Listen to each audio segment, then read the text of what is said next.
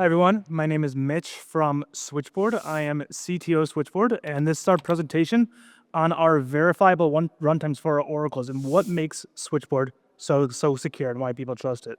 So with that, we'll get into it. But we're going to start with who am I and who is this wonderful man over here? My name is Mitch, CTO Switchboard. I've actually got an undergraduate and master's in computer security. I actually taught security for a few years before breaking into the crypto space.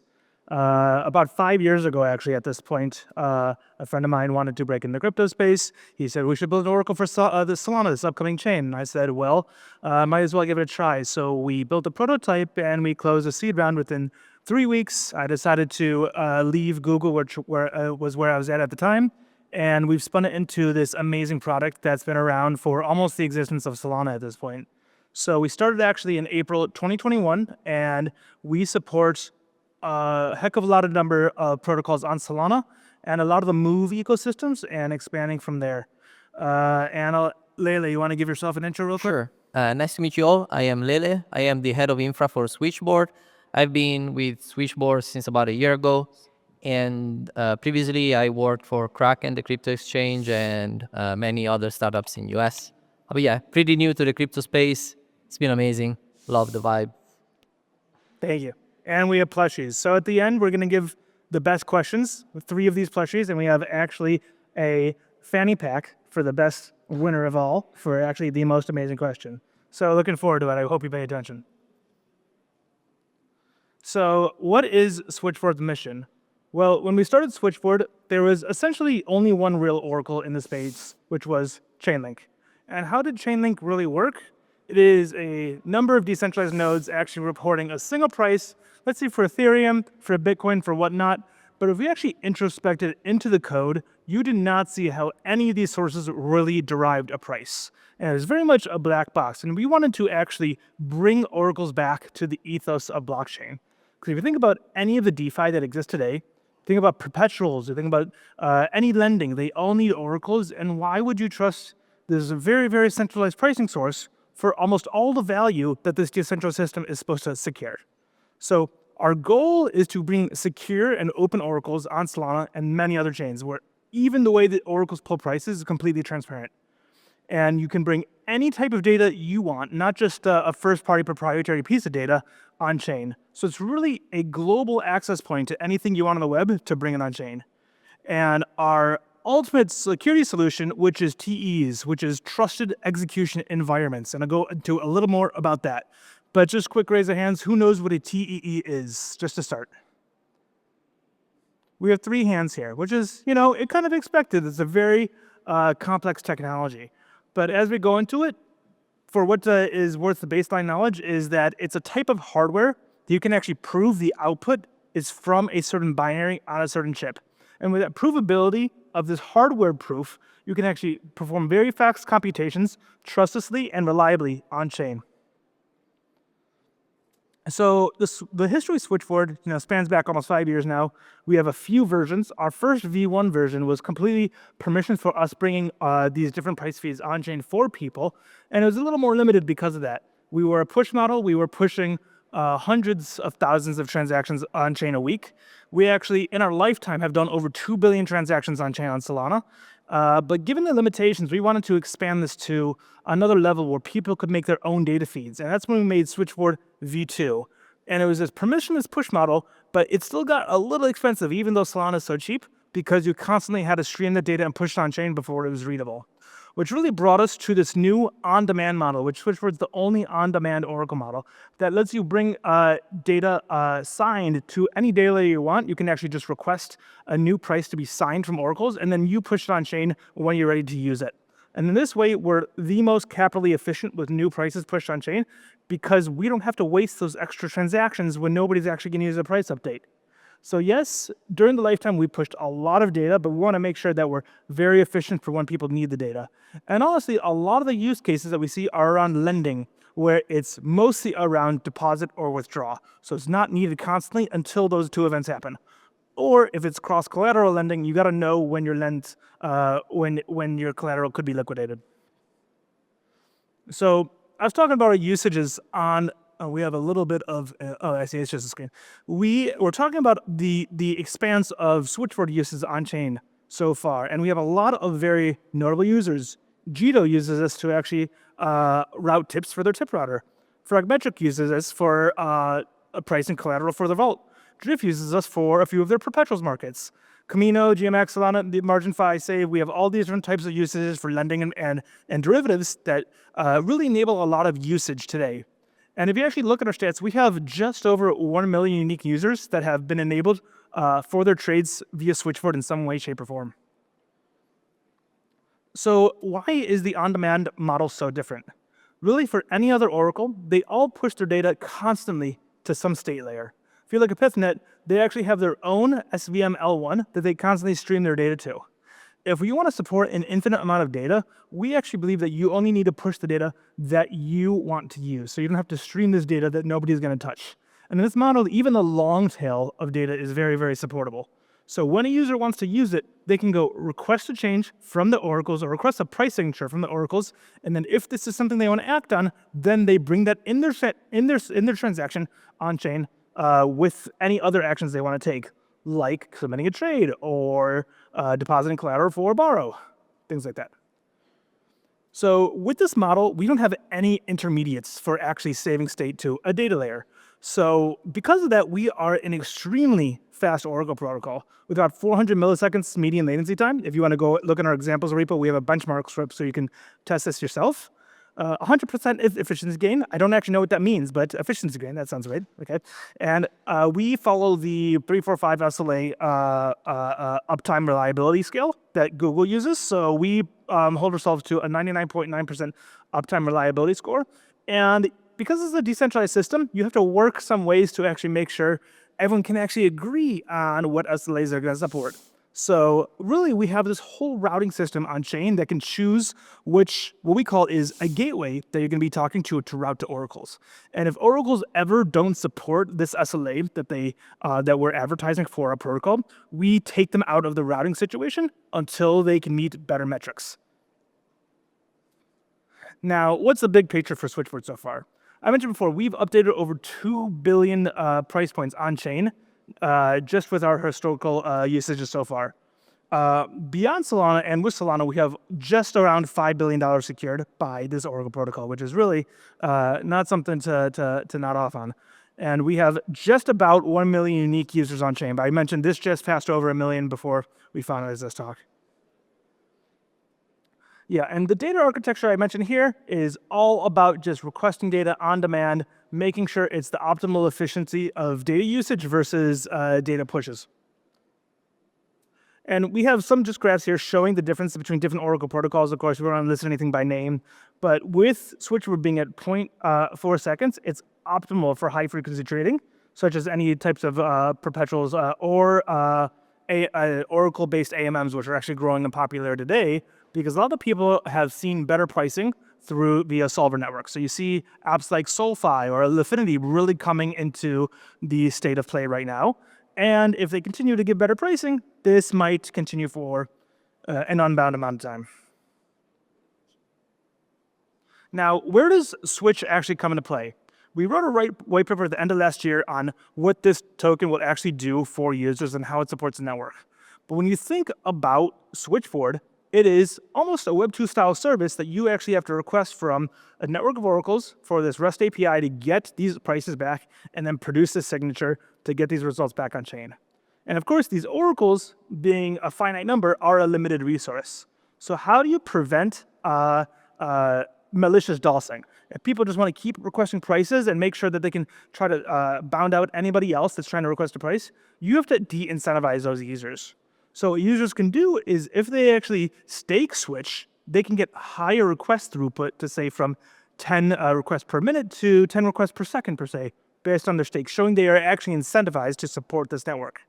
And on the other side of this, the flip side, is that oracles can gather stake from general people who want to stake to the network as well. And the more stake an oracle has, the more we weight to them saying that they are trustworthy and that they're going to abide by the SLAs as much as possible. So we can automatically have a weight towards these oracles, knowing that people have put their trust in them by staking to them.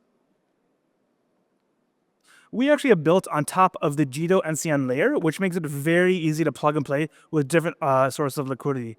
And our first vault that we've actually integrated is Fragmetric, and they're a wonderful team, and how you can actually stake multi-collateral without people having to buy and sell different types of staking collateral, and really opens up the scope for what you can stake just by what's in your wallet. And with this, it really increases the capacity of value for what's locked in stake versus what you can trade. And I believe the stat recently is there's just $4 billion that are just sitting staked to protocols that are not being used for any downstream applications. So this is really a powerful tool that Jito's created that we're really in strong support for. And we're actually the first Jito NCN that's not the tip router using this technology. If you're familiar with EigenLayer, also this is really the Solana version of EigenLayer. So I think this is really going to come into stride very soon for how people re-enable their staked assets. Now, Which meant that our technology needed to be top-notch, security, reliable, and ensure that the values that our decentralized network of Oracle produced was like producing real value and actual correct results. So we were previously using a technology that was called that is called SGX, which is one of the TE implementation. Mitch was alluding before to the TE name that you see there, which is Trusted Execution Environment. For those of you who, like for the rest of the three people that do not know what TEs are, TEs are a hardware implementation that in some specific models of Intel and AMD chips lets you run code protected by the hardware itself. So not even somebody that has access to the physical server will be able to steal your variables, values, or your data, as an example. And our oracles are built on top of TEs. And as you can see from these three layers, we have hardware-based security, which means it's tamper-proof. The code runs without letting the hardware owner having access to the data itself. As Dana from the previous talk was saying, you want your data to be safe and to be protected. And yeah, responses, verifiability, sorry about that. Verifiability, because we can ensure that the code that is running inside the TE is exactly what we meant it to be, which is very important because you don't want like stray oracles trying to run malicious code and try to do bad stuff on our network. All of that is TE protected, and it runs on specialized infrastructure because, as I was saying, there's only some specific models of Intel and AMD CPUs that can run that. It's not incredibly hard to get them, but you need to have the correct model. All of these allows us to go to the next slide, which is that while working on the previous iteration, which was Intel SGX based, so for those of you who don't know SGX, SGX needs you as a developer to mold and change your code to use SGX actively, which is nice and gives you, like, there's of course some pros and cons about that. But we wanted to bring our oracles to the next iteration in TEs, which is virtual machine based TEs. Two examples of those are AMD SEV SMP and Intel TDX. Those are the two competing technologies. And so we built our next iteration on AMD SEV SMP, which allowed us to have like a lighter and faster response time. And so we built these on top of confidential computing. It's a project called, it's an open source project called Confidential Containers, COCO, and we modified, like we forked that project and added our own needs, our own features that we needed. That's why you can see container modifications there. And of course, that's on top of all the same technology that we usually use, like cryptographic proofs and zero knowledge protocols, which enforces all of our network. And all of these components together created what we are currently using in our current solution, which is based on AMD 7SMP. And next slide. That brought us to create Sail, because after we were running on this new iteration, which we found was incredibly powerful, incredibly fast, and resource efficient, we were thinking, this is incredibly good. Why don't we open these to all the developers like yourself, and people can run their own custom workload inside the same technology so that their code is also protected, and they can leverage our decentralized network to verify that their workload is protected and it's actually running what it's meant to be running, and it's not being tampered with, and it's running exactly the way it's meant to be. And so we created Sail for that. Of course, there is the secure infrastructure, which is exactly the same layer we are using. There are some interfaces that we are still working on. That's why we don't have a demo today yet. Sorry about that. But we are working on some interfaces that you as developers can use to adapt your workload and interact with whatever API you have externally, or whatever components you have externally. Then there's the integration layer, which it's basically a container, like a Docker container, if you ever used with those, plus some decentralized functions and RPCs calls. All of that, of course, with the lightweight protocol, and it makes for a great acronym, and so we kept it that way. But yeah, the idea is that you have all of the same technology that we use for our Oracle, which is based and backed up by secure TEs, like this wonderful technology that we use, but with your own custom components, which is amazing. Next. And so all of that brings us to protecting our decentralized network. You can do that too with your own custom workload, and so our mascot can keep sleeping well and be happy while we protect all your data. And thank you for that.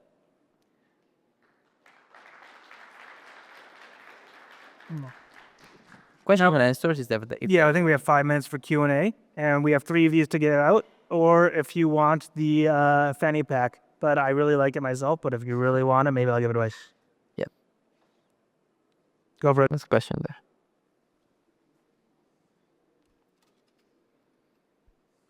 So you say that the landing time is 0.4 seconds, which is basically a block time, right, on Solana?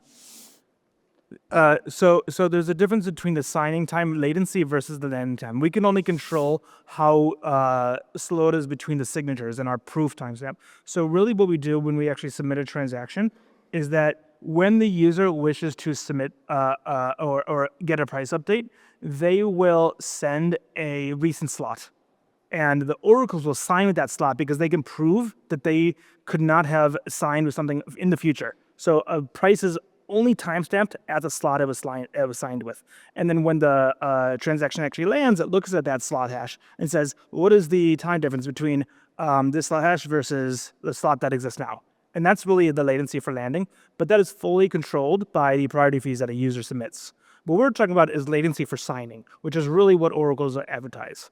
And if you actually saw something, I've seen 2 Oracle protocols say they have 1 millisecond latencies recently, which is absolutely absurd. The speed around the Earth, for light speed around the Earth, is about 131 milliseconds. So if somebody tells you there's 1 millisecond latency, I would say, shove it up your, you know where. So really, when you think about latencies, I think about pricing from the sources to when the oracles can sign something. But the rest of the latency is really about how many prior fees you have. Yeah, basically that's why I ask, because you cannot. Yeah, we say can't that predict you that part. Exactly, Yeah. it's impossible. Yes. Also, how does someone onboard on your Oracle? Do they need an RPC provider, or is there? Any RPC provider, if you want to actually provide for the Oracle, you can come talk to us and we can get you on board to the NCN. We have to fill out some things to make you're going to uphold the SLAs we're trying to provide. Or if you want to use it, we have very public docs, or you can come talk to me and I can give you our Telegram to get some chat going. Yeah, that's a really great question, which is how can we onboard with the Oracle? And there's 2 sides to that question, which is if you want to be a node operator, part of the decentralized network that runs the Oracle, that's one side. The other side is actually using the data provided by the decentralized network. That's more on the feed. We were saying that it's custom data, like all of our feeds are using custom data. So anybody really, like you don't even need to be like super technical, because there is a feed builder that you can use on our website, which is pretty intuitive, I would say. And you can bring custom data in there. It's like a drag and drop feed builder, and you can bring any type of data. It's like HTTP requests, data from other exchanges, or like there's all kinds of data you can bring in there. That's for creating the feed and using the feed. That's one side. If you want to be the node operator participating to run your oracles, then yeah, you can contact us, and then we select like some trusted providers and partners that we, at least for now, we are integrating. But then it's a decentralized network, so at some point it's gonna be not up to us anymore. Okay, thank you. Thank you. I'll give this to you right after. Go for it.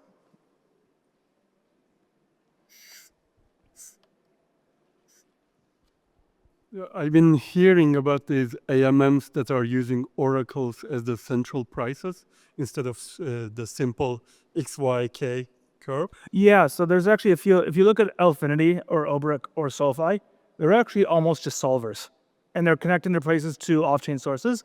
And they're actually saying, if this beats some price source that I'm seeing on chain, then they actually offer a spread from the off-chain price to this price they can offload instantly. And it's really about how much risk they're holding at a time for what spread they're actually enabling. And that's actually growing in popularity because they're actually offering a lot better prices than a lot of these DEXs, which is why they're winning a lot of Jupiter traffic right now. So if you look at the Jupiter stats recently, the Affinity has a ton. SoFi has a ton. It's actually beating a lot of the other MMs that are strictly on chain. My question is, I feel like some of these protocols, the oracle prices can be front-run, and they could get some inefficient fills for their LPs. Are there any mechanism you think or you would suggest to these protocols that want to use the oracle prices as their base? Yeah, so they actually incorporate this themselves. That's why they actually offer a spread from the price they see, and it's all about the risk factor that they're doing. But they do offer a spread to make sure, even if the oracle price is slower behind, that they don't get damaged too hard. But you would actually have to go ask them for the full features, because I agree. I do think it's a risk. Thank you.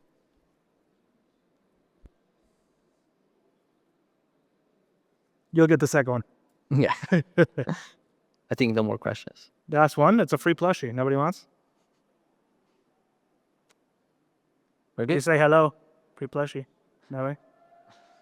No? Okay, I'll keep it. Yeah. Thank you. Thank you, everybody.